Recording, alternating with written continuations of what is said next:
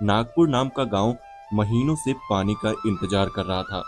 खेतों में दरारें बढ़ती जा रही थी, तालाब सूख चुके थे और लोग एक एक दाने के लिए परेशान थे।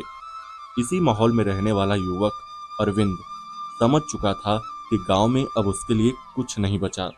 वो गांव छोड़कर काम की तलाश में निकल पड़ा। लंबे सफर के बाद वो अमरपुर नाम के कस्बे में पहुंचा। ये जगह उसके लिए बिल्कुल अनजानी थी। जेब में थोड़े से पैसे थे और सिर पर कोई छत नहीं। उसे सिर्फ एक चीज चाहिए थी, वो था काम। वो कस्बे के बाहरी इलाके में पहुंचा, जहां बड़े पशुपालक रहते थे। वहां उसे एक विशाल पशु आवास दिखाई दिया, जो विरमल साहू नाम के किसान का था। पशु आवास में बहुत काम था। सफाई, चारा पानी, बीमार पशुओं की देखभाल और सुबह शाम की जिम्मेदारियां।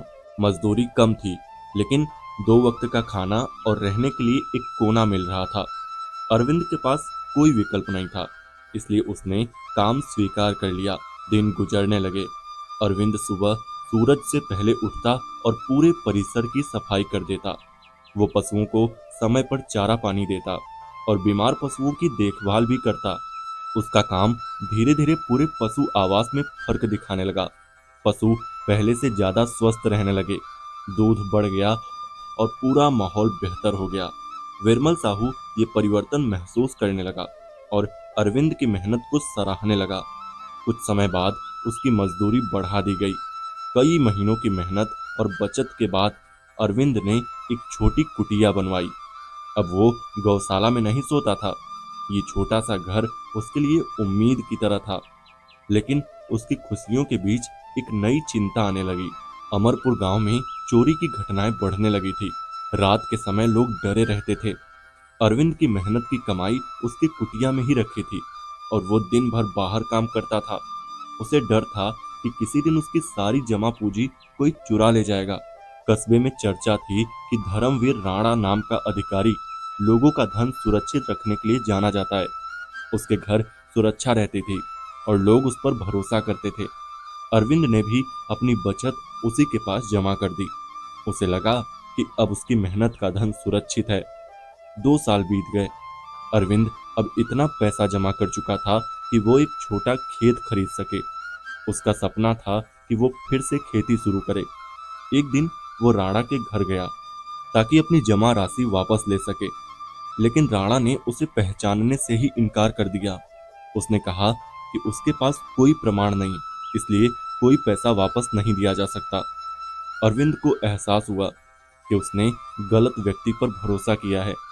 वो खाली हाथ घर लौट आया। अरविंद अगले दिन काम पर नहीं गया। उसका मन दुखी से भरा हुआ था। शाम को जब विरमल साहू उसके पास आए, उन्होंने अरविंद की हालत देखी और उसका दुख सुना। साहू समझ गए कि अरविंद के साथ अन्याय हुआ है। उन्होंने एक योजना बनाई ताकि अरविंद अपना धन वापस पा सके।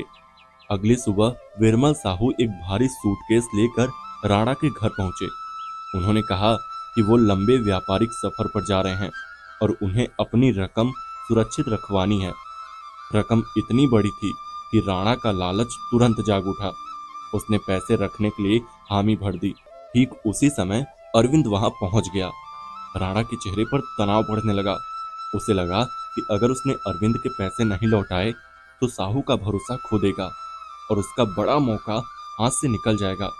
लालच और डर के बीच फंसे राणा ने अरविंद की सारी बचत तुरंत लौटा दी। लेकिन खेल यहीं खत्म नहीं हुआ। ठीक उसी समय साहू का नौकर वहां पहुंचा और उसने बताया कि व्यापारियों का दल अमरपुर में ही आने वाला है। अब साहू को बाहर जाने की कोई आवश्यकता नहीं थी। इसका मतलब था कि वो रकम राणा को रखने के लिए देने की भी जरूरत नहीं थी।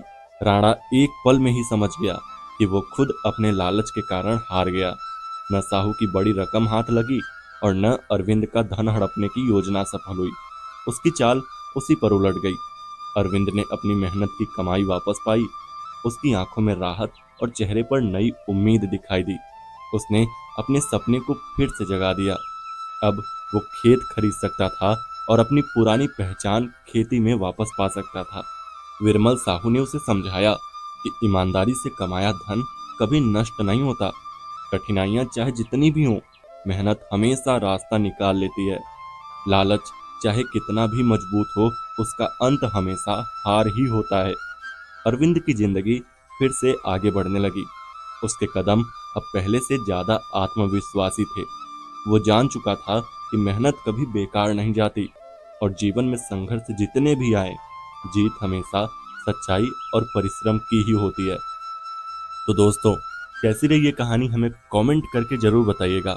और चैनल पर नए हैं तो चैनल को यार सब्सक्राइब भी कर लेना। तो चलिए मिलते हैं ऐसी किसी और कहानी में, तब तक के लिए बाय।